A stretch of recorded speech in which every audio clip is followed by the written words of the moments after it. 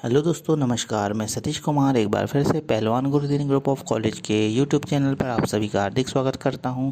अगर अभी तक आपने हमारा चैनल सब्सक्राइब नहीं किया है तो कृपया चैनल सब्सक्राइब करें, लाइक करें, कमेंट करें, शेयर करें।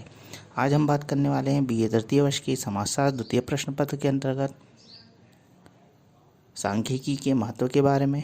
तो आइए दोस्तों शुरू करते हैं। विभिन्न प्रकार की सामाजिक घटनाओं की संख्यात्मक विवेचना की दृष्टि से सांख्यिकी बहुत अधिक महत्वपूर्ण मानी गई है, क्योंकि इसके उपयोग द्वारा तथ्यों की शुद्धता बनी रहती है।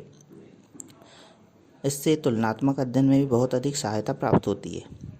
अब बात करते हैं दोस्तों सांख्यिकी की परिभाषा के बारे में।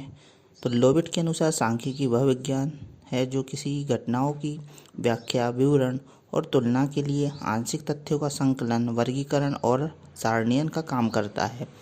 बाउले के अनुसार सांख्यिकी सामाजिक घटना के मापन का विज्ञान है जो उसकी सभी दृष्टियों में संपूर्ण मानती है। प्रोफेसर किंग के अनुसार सांख्यिकी का विज्ञान वह पद्धति है जिसमें प्रघटना तथा अनुमान द्वारा प्राप्त निष्कर्षों के आधार पर प्राकृतिक अथवा सामाजिक घटनाओं के समूह का मूल्यांकन किया जाता है। अब बात करते हैं दोस्तों सांख्यिकी के प्रकार के बारे में। तो इसको मुख्य रूप से दो भागों में बांटा गया है। पहला है वर्णनात्मक सांख्यिकी। इसके अंतर्गत किसी समूह या वर्ग के अंकात्मक वर्णन से होता है। सांख्यिकी में प्रायः समूहों या वर्गों का अध्ययन होता है, इसलिए सांख्यिकी समूह या वर्ग की स्थिति की विवेचना करती है। जैसे समूह की केंद्रीय प्रवृत्ति का अध्ययन यह बतलाता है कि समूह या वर्ग के मापन का मध्यांक अथवा बहुलांक क्या है। इसी प्रकार से विचलन का मान इस तथ्य की विवेचना करता है कि समूह समजातीय है अथवा विषम जातीय। दूसरा है निष्कर्षात्मक सांख्यिकी। इस प्रकार की सांख्यिकी में निदर्शन की विधियां सम्मिलित है।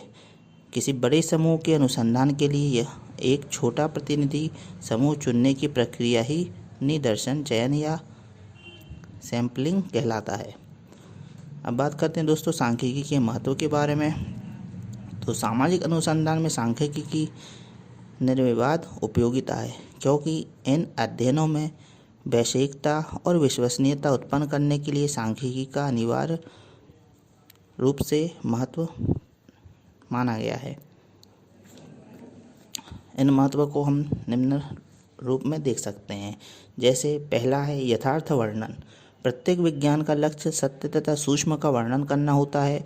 सांख्यिकी भी एक ऐसी शब्दावली है जिसके द्वारा यह कार्य सुविधाजनक रूप से किया जाता है। दूसरा है निश्चित विधियों का उपयोग। सांख्यिकी सामाजिक अनुसंधान में निश्चित विधियों के उपयोग के लिए बाध्य करती है।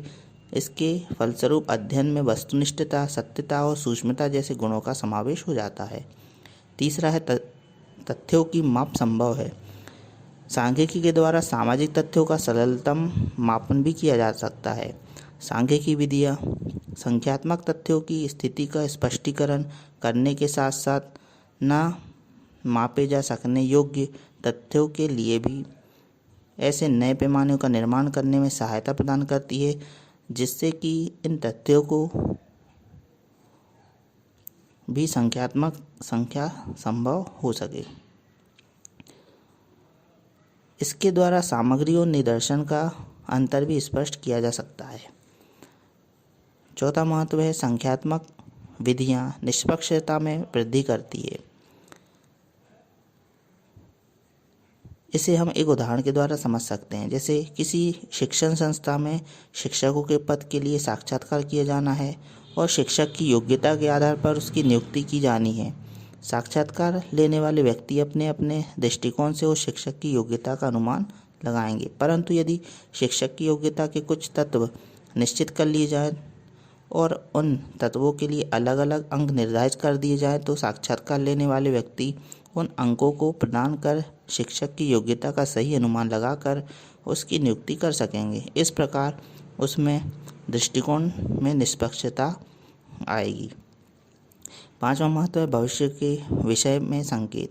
सामाजिक घटनाएं परिवर्तनशील होती है। सांख्यिकी के द्वारा इनमें परिवर्तन को भी प्रदर्शित किया जा सकता है। जैसे किसी देश की जनसंख्या संबंधी आंकड़ों की अनेक वर्षों से तुलना करने जनसंख्या की वृद्धि अथवा कमी का अनुमान लगाकर उसके भविष्य की ओर संकेत किया जा सकता है।